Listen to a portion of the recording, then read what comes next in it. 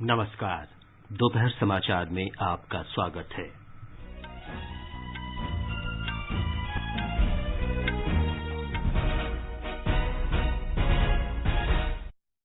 गृह मंत्री अमित शाह ने कहा, देश में विकसित ड्रोन रोधी तकनीक जल्दी ही सुरक्षा बलों को उपलब्ध होगी। उन्होंने कहा, केंद्र ने देश में घुसपैठ पर त्वरित कार्रवाई सुनिश्चित की। गृह मंत्री ने राजस्थान के जैसलमेर में सीमा सुरक्षा बल की स्थापना दिवस समारोह को संबोधित किया। स्वास्थ्य मंत्री मनसुख मांडविया ने कहा कि देश की 50% वयस्क आबादी का टीकाकरण हो चुका है। पुदुचेरी में तत्काल प्रभाव से सभी के लिए टीकाकरण अनिवार्य कर दिया गया है। दिल्ली में नए कोविड वेरिएंट ओमिक्रॉन का पहला मामला सामने आया। गृह मंत्री ने नागालैंड में हत्या की घटना पर दुख व्यक्त किया। कहा, घटना की जांच राज्य सरकार का उच्च स्तरीय विशेष जांच दल करेगा। उत्तर प्रदेश के मुख्यमंत्री योगी आदित्यनाथ ने कहा, 7 दिसंबर राज्य के लिए महत्वपूर्ण दिन है। इस दिन प्रधानमंत्री नरेंद्र मोदी गोरखपुर में एम्स और उर्वरक संयंत्र का उद्घाटन करेंगे। मुंबई में दूसरे और अंतिम क्रिकेट टेस्ट मैच के तीसरे दिन भारत ने न्यूजीलैंड को 540 रन का लक्ष्य दिया।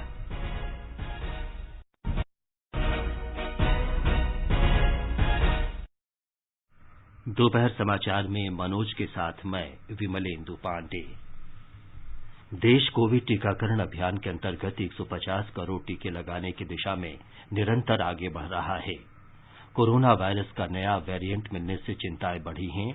आपसे हमारी अपील है कि यथाशीघ्र दोनों टीके लगवाएं और अन्य लोगों को भी टीके लगवाने के लिए प्रेरित करें। कृपया 3 सरल उपायों का अवश्य पालन करें। मास्क लगाएं, 2 गज की सुरक्षित दूरी बनाए रखें और हाथ और चेहरा साफ रखें।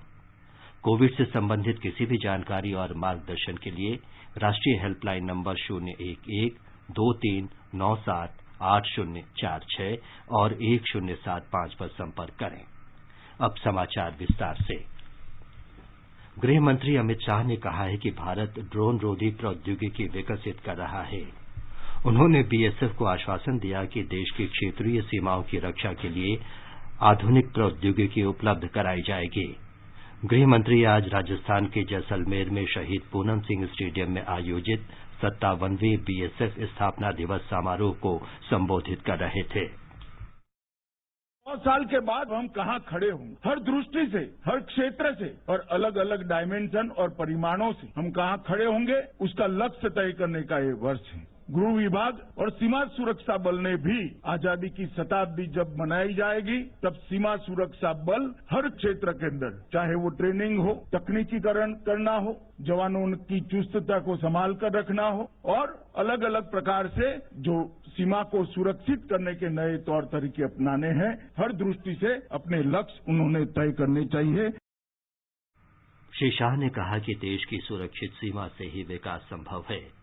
उन्होंने कहा कि ड्रोन के खतरों से निपटने के लिए सरकार हर संभव कदम उठा रही है और देश में ड्रोन रोधी व्यवस्था बहुत जल्द विकसित की जाएगी। हमने कई प्रकार की नई तकनीकों को अपनाया है। विश्व में उपलब्ध सर्वोच्च टेक्निक आपकी और सीमा की सुरक्षा के लिए सीमा सुरक्षा बल को उपलब्ध कराई जाएगी। ये सरकार का कमिटमेंट है। ड्रोन के खतरे को निपटने के लिए, ड्रोन प्रतिरोध प्रणालियां बनाने के लिए सीमा सुरक्षा बल, हमारा एनएसजी और डीआरडीओ तीनों मिलकर प्रयास कर रहे हैं। कुछ ही समय के अंदर हम स्वदेशी ड्रोन को कंट्रोल करने वाली प्रतिरोध प्रणाली बनाने में सफल होंगे और इसका भी हम तुरंत ही निपटारा करेंगे। गृह मंत्री ने कहा कि देश की सीमा सुरक्षा बल 6000 किलोमीटर से अधिक सीमा की सुरक्षा के लिए तैनात है। 35,000 से ज्यादा जवानों ने अलग अलग जगह पर बलिदान दिए हैं और मुझे कहते हुए गौरव है कि बीएसएफ इसमें सिरमौर है, सबसे आगे है। सबसे कठिन सीमाओं की सुरक्षा का दायित्व बीएसएफ को दिया है। सीमा सुरक्षा बल का जो इतिहास है, बहुत गौरवपूर्ण इतिहास। 1965 के युद्ध के बाद इसकी स्थापना का निर्णय किया और उसकी स्थापना के कुछ ही समय के अंदर धीरे धीरे सीमा सुरक्षा बल ने अपने आप को व्यवस्थित करा और आज दुनिया का सबसे बड़ा सीमाओं की रक्षा करने वाला बल हमारा सीमा सुरक्षा बल है।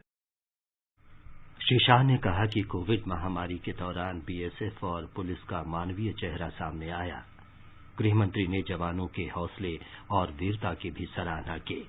मोदी जी के नेतृत्व में 2014 से देश की सीमाओं की सुरक्षा को एक अलग प्रकार की गंभीरता से भारत सरकार ने लिया है और जहां जहां पर भी सीमा पर अतिक्रमण करने का प्रयास हुआ, जहां जहां भी हमारे सीमा सुरक्षा बल या कोई सीएपीएफ के जवान पर घात करने का प्रयास हुआ, हमने तुरंत ही जवाबी कार्यवाही की है और हमारे जवान और हमारी सीमा दोनों को कोई हल्के से नहीं ले सकता। जब उरी में हमला हुआ, पुलवामा में हमला हुआ और उसी वक्त एक मजबूत निर्णय करते हुए एयर स्ट्राइक और सर्जिकल स्ट्राइक करके उसका जो जवाब दिया, इसकी पूरी दुनिया भूरी भूरी प्रशंसा करती है।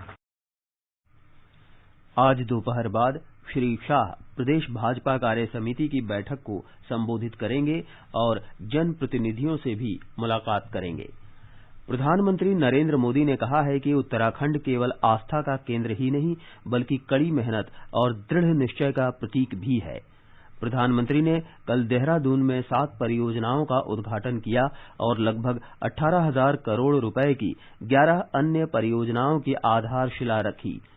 श्री मोदी ने कहा कि भारत आधुनिक अवसंरचना पर 100 लाख करोड़ रुपए के निवेश के इरादे से आगे बढ़ रहा है।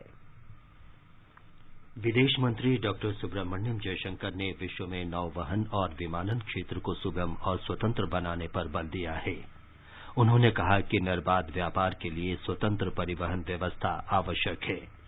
अबुधाबी में कल 5वें हिंद महासागर सम्मेलन को संबोधित करते हुए उन्होंने कहा कि चीन की बढ़ती क्षमताओं के कारण उसका प्रभाव पूरी दुनिया पर पड़ रहा है। इस अवसर पर विदेश मंत्री ने संयुक्त अरब अमारात के विदेश मंत्री अब्दुल्ला बिन जायद अल नाहयान के साथ बैठक की। डॉक्टर जयशंकर ने अबुधाबी के प्रिंस मोहम्मद बिन जायद अल नाहयान से भी मुलाकात की। उन्होंने संयुक्त अरब अमारात की स्वर्ण जयंती पर प्रधानमंत्री नरेंद्र मोदी का शुभकामना संदेश भी दिया। अमेरिका और यूरोपीय संघ ने दक्षिण चीन सागर और पूर्वी चीन सागर में चीन की बढ़ती सैन्य शक्ति पर चिंता जताई है। दोनों पक्षों ने कहा है कि चीन की गतिविधियां इस क्षेत्र में शांति और सुरक्षा को कमजोर करने वाली हैं और इसका सीधा असर अमेरिका और यूरोपीय संघ की सुरक्षा और समृद्धि पर पड़ता है। ये समाचार हमारी वेबसाइट newsonair.com/hindi और हमारे mobile app news on AIR पर भी उपलब्ध है। प्रधानमंत्री फसल बीमा योजना के अंतर्गत फसल की बुवाई से लेकर फसल कटाई तक पूरे फसल चक्र के दौरान जोखिम के कवर को प्रदान किया जाता है।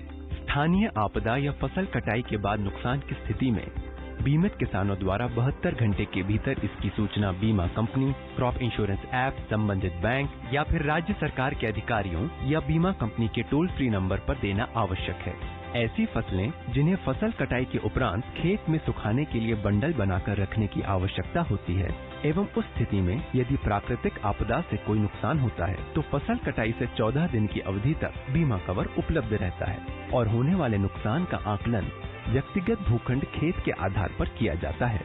क्लेम राशि का भुगतान राज्य सरकार एवं बीमा कंपनी की संयुक्त समिति द्वारा आकलन के पश्चात निर्धारित करके किसानों को सीधे बैंक खाते में किया जाता है। प्रधानमंत्री फसल बीमा योजना, एक कदम आत्मनिर्भरता की ओर। दोपहर समाचार में आपका फिर स्वागत है। स्वास्थ्य मंत्री मनसुख मांडविया ने कहा है कि देश के लगभग 50% लोगों का टीकाकरण हो चुका है। उन्होंने इसे गौरवशाली बताते हुए आशा व्यक्त की कि राष्ट्र पूरी ताकत के साथ कोविड के खिलाफ जंग जीतने में सफल रहेगा। राष्ट्रव्यापी टीकाकरण अभियान के तहत देश में अब तक 127 करोड़ 61 लाख से अधिक कोविड टीके लगाए जा चुके हैं। स्वास्थ्य मंत्रालय ने बताया है कि पिछले 24 घंटों में 1 करोड़ 4 लाख से अधिक लोगों का टीकाकरण किया गया। इस दौरान 8,895 नए रोगियों की भी पुष्टि हुई। स्वस्थ होने की दर 98.35% है। अब तक राज्यों और केंद्र शासित प्रदेशों को 138 करोड़ 95 लाख से अधिक कोविड रोधी टीके उपलब्ध कराए जा चुके हैं। पुदुचेरी प्रशासन ने प्रदेश में 100% टीकाकरण के लिए नागरिकों को कोविड का टीका तत्काल प्रभाव से लगवाना अनिवार्य कर दिया है। पुदुचेरी की उपराज्यपाल डॉक्टर तमिलिसई सुंदरराजन ने कहा कि सरकार टीकाकरण में 100% कवरेज के लक्ष्य को हासिल करने में कोई कसर नहीं छोड़ेगी। दिल्ली में ओमिक्रॉन के पहले मामले का पता चला है। दिल्ली के स्वास्थ्य मंत्री सत्येंद्र जैन ने संवाददाताओं को बताया कि तंजानिया से वापस आए इस मरीज को LNJP अस्पताल में भर्ती कराया गया है। आकाशवाणी का समाचार सेवा प्रभाग आज प्रस्तुत होने वाले स्पॉटलाइट कार्यक्रम में भारत के कोविड टीकाकरण अभियान पर वर्षांत श्रृंखला का प्रसारण करेगा। ये कार्यक्रम FM गोल्ड चैनल और अतिरिक्त मीटरों पर आज रात 9:15 से सुना जा सकेगा। गृहमंत्री अमित शाह ने नागालैंड में नागरिकों की हत्या की घटना पर दुख व्यक्त किया है। नागालैंड में कल शाम मोन जिले के ओटिंग गांव में हुई गोलीबारी में कम से कम 13 लोग मारे गए और कई अन्य घायल हो गए थे। सूत्रों के अनुसार ये घटना उस समय हुई जब कुछ दिहाड़ी मजदूर तिरु क्षेत्र के एक कोयला खदान में काम करने के बाद ट्रक में लौट रहे थे। एक ट्वीट संदेश में गृहमंत्री ने कहा कि शोक संतप्त परिवारों को न्याय दिलाने और घटना की पूरी जांच के लिए राज्य सरकार द्वारा एक उच्च स्तरीय विशेष जांच दल का गठन किया जाएगा। मुख्यमंत्री नेफ्यू रियो और उप मुख्यमंत्री वाई पैटन ने नागरिकों की हत्या की निंदा करते हुए कहा है कि घटना की उच्च स्तरीय जांच कराई जाएगी। उत्तर प्रदेश के मुख्यमंत्री योगी आदित्यनाथ ने कहा है कि 7 दिसंबर का दिन पूर्वी उत्तर प्रदेश के विकास में विशेष महत्व रखता है। गोरखपुर में आज संवाददाताओं से बातचीत में उन्होंने कहा कि प्रधानमंत्री नरेंद्र मोदी इसी दिन गोरखपुर में अखिल भारतीय आयुर्विज्ञान संस्थान एम्स और उर्वरक संयंत्र का लोकार्पण करेंगे।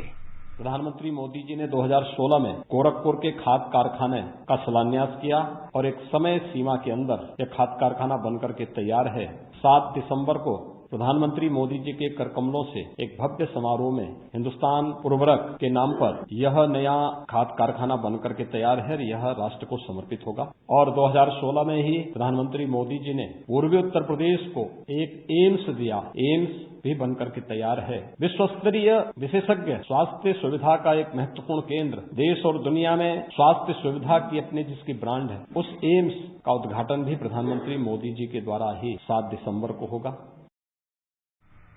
योगी आदित्यनाथ ने कहा कि राज्य की पिछली सरकारें पूर्वी उत्तर प्रदेश के पिछड़ेपन के लिए उत्तरदायी हैं।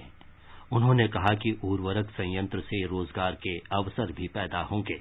1990 में फर्टिलाइजर कॉर्पोरेशन ऑफ इंडिया का खाद कारखाना बंद हो गया था। अनेक सरकारें आईं, आश्वासन पर आश्वासन दिए गए, लेकिन 26 वर्षों तक उन लोगों ने हमेशा हाथ खड़े कर दिए कि अब यहाँ पर नए कारखाने की आवश्यकता नहीं है। खाद कारखाना बनकर के तैयार है। यह 12 लाख मीट्रिक टन से अधिक यूरिया का उत्पादन यहाँ से होगा। इसी प्रकार से यह खाद कारखाना केवल यहाँ पर किसानों को समय पर उर्वरक और रसायन उपलब्ध कराने में, बल्कि ढेर सारी रोजगार की संभावनाओं को आगे बढ़ाने में इसकी एक बहुत बड़ी भूमिका होगी। मुख्यमंत्री ने कहा कि प्रधानमंत्री गोरखपुर चिकित्सा महाविद्यालय में भारतीय आयुर्विज्ञान अनुसंधान परिषद के क्षेत्रीय चिकित्सा अनुसंधान केंद्र का उद्घाटन भी करेंगे। अब एक ICMR का एक रीजनल सेंटर NIV पुणे की तर्ज पर गोरखपुर में बनकर के तैयार हो चुका है, जिसमें न केवल इंसेफ्लाइटिस, डेंगू, कालाजार, चिकनगुनिया, बल्कि कोरोना जैसी महामारी से जुड़े वायरस की पहचान करने और फिर उसके उपचार के लिए अनुसंधान को आगे बढ़ाने, दवा के निर्माण करने, इन सब की दृष्टि से भी अब एक नया सेंटर गोरखपुर में बनकर के तैयार हो चुका है। यह सेंटर BID मेडिकल कॉलेज में बनकर के तैयार हुआ है। इसका उद्घाटन भी प्रधानमंत्री मोदी जी के द्वारा होगा। पूर्वी उत्तर प्रदेश, बिहार और नेपाल से जुड़ी हुई भी एक बड़ी आबादी इससे लाभान्वित है। भारतीय जनता पार्टी अध्यक्ष जगत प्रकाश नड्डा ने हिमाचल प्रदेश के लोगों से अपील की है कि वे राष्ट्र विकास का काम जारी रखें ताकि राज्य का दर्जा और बुलंद हो।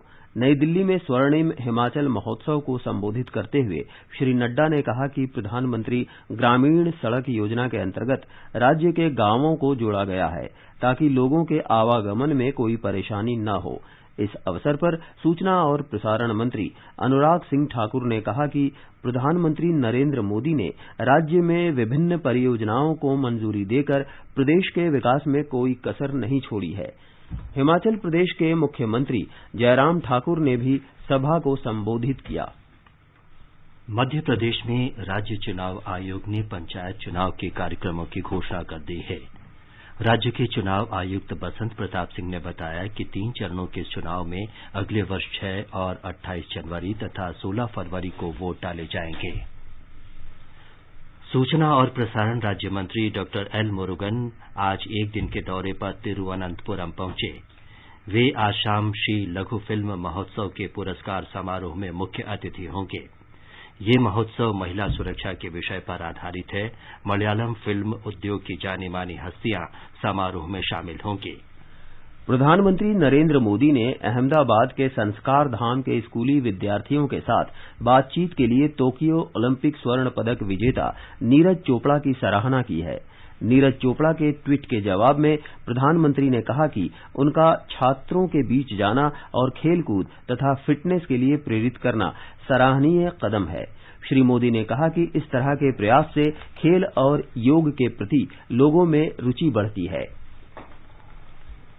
आकाशवाणी का समाचार सेवा प्रभाग आज फिल्म अभिनेता कबीर बेदी से भेंटवार्ता प्रसारित करेगा। ये कार्यक्रम एफएम गोल्ड चैनल और अतिरिक्त मीटरों पर रात 9:30 बजे से सुना जा सकेगा। कबीर बेदी ने 1976 में प्रदर्शित यूरोपीय टेलीविजन धारावाहिक सेंडोकॉन में अभिनय किया था। कबीर बेदी ने कहा कि उन्होंने अपना करियर आकाशवाणी के साथ शुरू किया और वे इस संस्था के प्रति आभारी हैं। It's more than 50 years ago that I started my career out here. And it was my first job, and I was working in All India Radio because I was studying at St. Stephen's College. I got the marks to get in, but my parents were such idealistic people and lived such idealistic lives, fighting for the freedom of the country, worked with Tibetan refugees, philosophers, religious people. They had no money. So I had to work my way through college. And one of the ways I did that was working with All India Radio, and I must thank them for giving me my first job. In fact, my book begins with interview with the Beatles that I managed to get as a cub reporter of All India Radio, and that was quite an adventure. आगे बढ़ने से पहले मुख्य समाचारों पर एक नजर। गृह मंत्री अमित शाह ने कहा, देश में विकसित ड्रोन रोधी तकनीक जल्द ही सुरक्षा बलों को उपलब्ध होगी। उन्होंने कहा, केंद्र ने देश में घुसपैठ पर त्वरित कार्रवाई सुनिश्चित की। गृह मंत्री ने राजस्थान के जैसलमेर में सीमा सुरक्षा बल के स्थापना दिवस समारोह को संबोधित किया। स्वास्थ्य मंत्री मनसुख मांडविया ने कहा, देश की 50% वयस्क आबादी का टीकाकरण हो चुका है। पुदुचेरी में तत्काल प्रभाव से सभी के लिए टीकाकरण अनिवार्य कर दिया गया है। दिल्ली में नए कोविड वेरिएंट ओमिक्रॉन का पहला मामला सामने आया। गृह मंत्री ने नागालैंड में हत्या की घटना पर दुख व्यक्त किया। कहा, घटना की जांच राज्य सरकार का उच्च स्तरीय विशेष जांच दल करेगा। उत्तर प्रदेश के मुख्यमंत्री योगी आदित्यनाथ ने कहा, 7 दिसंबर राज्य के लिए महत्वपूर्ण दिन है। इस दिन प्रधानमंत्री नरेंद्र मोदी गोरखपुर में एम्स और उर्वरक संयंत्र का उद्घाटन करेंगे। मुंबई में दूसरे और अंतिम क्रिकेट टेस्ट मैच के तीसरे दिन भारत ने न्यूजीलैंड को 540 रन का लक्ष्य दिया।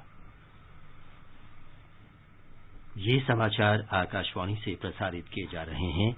ताजा समाचार जानने के लिए आप हमारे Twitter handle @AIR News Hindi को फॉलो कर सकते हैं।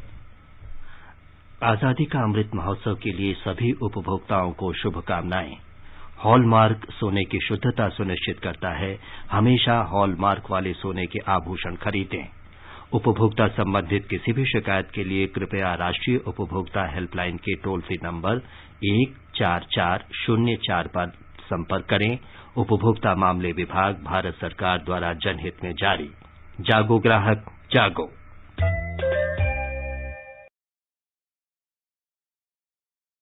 ये आकाशवाणी है। आकाशवाणी समाचार की विशेष प्रस्तुति धरोहर में स्वतंत्रता आंदोलन के उन भाषणों, नारों और कविताओं से नई पीढ़ी को परिचित कराया जाता है जिन्होंने आजादी के दीवानों में उत्साह का संचार किया था। धरोहर प्रत्येक सोमवार परिक्रमा कार्यक्रम में प्रसारित किया जाता है।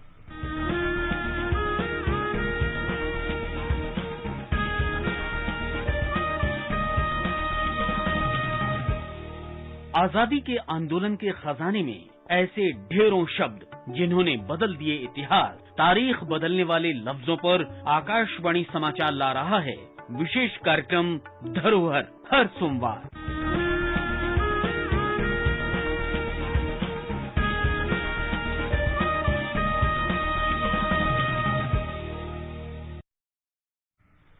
आजादी के अमृत महोत्सव के अंतर्गत आइए अब सुनते हैं आकाशवाणी की विशेष प्रस्तुति आजादी का सफर। आजादी का अमृत महोत्सव।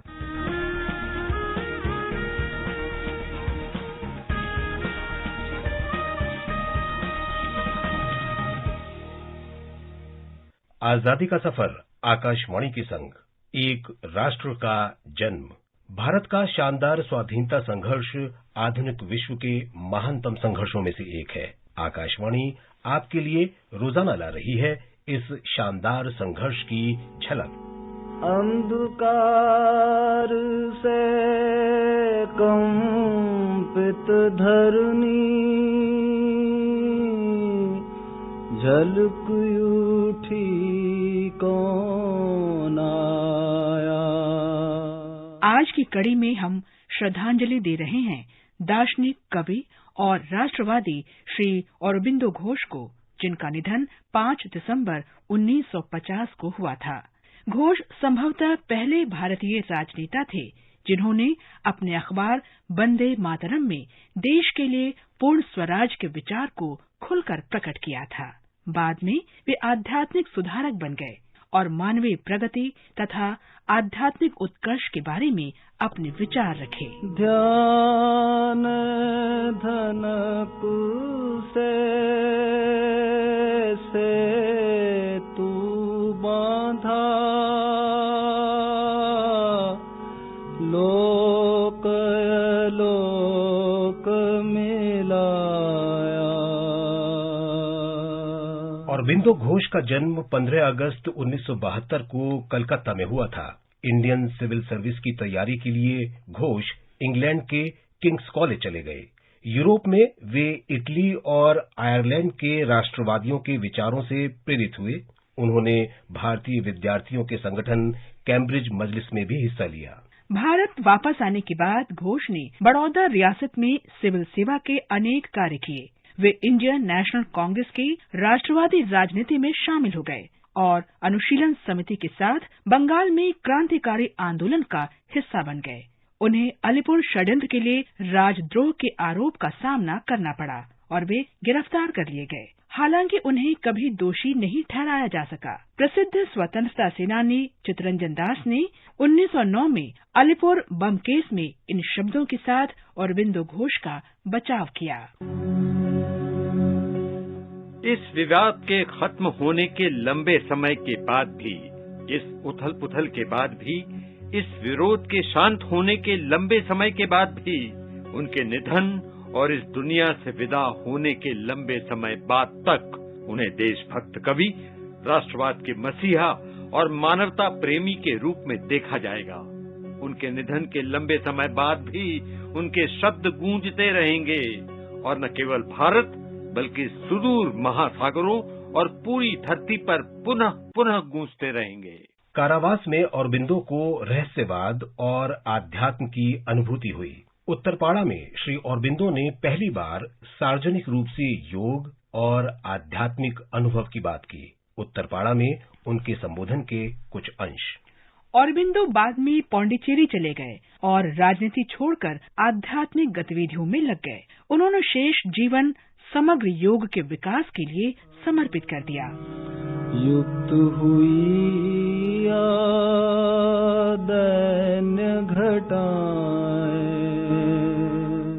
उनके प्रमुख साहित्य में द लाइफ डिवाइन महत्वपूर्ण है। इसमें समग्र योग के दार्शनिक पहलू पर प्रकाश डाला गया है। सिंथेसिस ऑफ योग में समग्र योग के सिद्धांतों और विधियों का वर्णन है। सावित्री ए लेजेंड एंड सिंबल उनकी सबसे लंबी कविता है, जिसमें 24,000 से अधिक पंक्तियां हैं। श्री औरोबिंदो ने भारत के विभाजन का कड़ा विरोध किया था। उन्होंने कहा था, आशा थी कि राष्ट्र किसी अस्थायी उपाय के रूप में इस तरह का समाधान कभी स्वीकार नहीं करेगा। घोष को 1943 में साहित्य के लिए और 1950 में शांति के लिए नोबेल पुरस्कार के लिए नामित किया गया। 5 दिसंबर 1950 को श्री औरोबिंदो घोष का निधन हो गया। उनकी अंतिम यात्रा में 60,000 से अधिक लोग शामिल हुए। महान गुरु, दार्शनिक और राष्ट्रवादी औरोबिंदो घोष को शत शत नमन। பூங்குயில் கூவும் பூஞ்சோலையில் ஒரு நாள் பூங்குயில் கூவும் பூஞ்சோலையில் ஒரு நாள்। आज लेखक और स्वाधीनता आंदोलन के सिपाही रामास्वामी कृष्णमूर्ति की पुण्यतिथि भी है। उनका निधन 5 दिसंबर 1954 को हुआ था। रामास्वामी कल्कि कृष्णमूर्ति के नाम से लोकप्रिय थे। उन्होंने असहयोग आंदोलन में भाग लिया था। कल्कि का जन्म पुतमंगलम में हुआ था। छात्र जीवन में ही महात्मा गांधी के असहयोग आंदोलन के आह्वान पर उन्होंने 1921 में पढ़ाई छोड़ दी। बाद में कल्कि कृष्णमूर्ति अग्रणी तमिल लेखक के रूप में उभर कर सामने आए। उन्होंने 1941 में तमिल साप्ताहिक पत्रिका कल्कि की शुरुआत की। उन्होंने ऐतिहासिक उपन्यास पुन्नियन सेल्वन भी लिखा, जो चोल साम्राज्य पर आधारित है। पल्लव साम्राज्य पर भी उन्होंने 2 उपन्यास लिखे। उन्होंने अनेक लघु कथाएं और उपन्यास लिखे।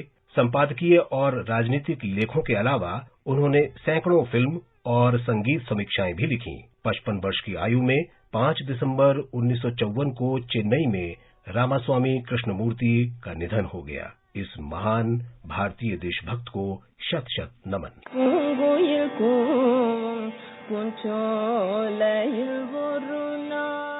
आज बस इतना ही। इसके साथ ही आजादी का सफर आकाशवाणी समाचार के संग श्रृंखला की ये कड़ी समाप्त हुई। मिलते हैं कल अगली कड़ी में।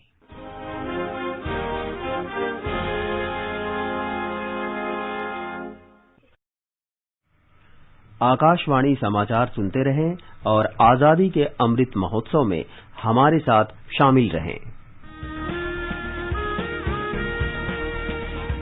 आजादी के 75 वर्षों का पर्व अमृत महोत्सव के पावन अवसर पर आकाशवाणी समाचार लेकर आया है अमृत महोत्सव क्विज। आप भी इस क्विज का हिस्सा बन सकते हैं। हमारे समाचार बुलेटिनों में पूछे गए स्वतंत्रता आंदोलन से जुड़े प्रश्नों का जवाब देकर। आपसे ये सवाल प्रत्येक सोमवार और मंगलवार को सुबह 8 बजे प्रसारित होने वाले बुलेटिन समाचार प्रभात में पूछे जाएंगे। श्रोता ईमेल अमृत महोत्सव quiz@prasarabharati.gov.in पर अपने जवाब भेज सकते हैं। आप अपने जवाब व्हाट्सएप नंबर 8826546262 पर भी भेज सकते हैं। विजेता का चुनाव सही जवाबों में से लकी ड्रॉ के माध्यम से होगा और इसकी घोषणा अगले दिन इसी बुलेटिन में की जाएगी। विजेता को प्रमाण पत्र के साथ एक उपहार भी दिया जाएगा। साथ ही विजेता का नाम हमारे ट्विटर हैंडल पर भी फ्लैश होगा। तो आइए मनाएं आजादी के 75 वर्षों का पर्व अमृत महोत्सव आकाशवाणी समाचार के साथ।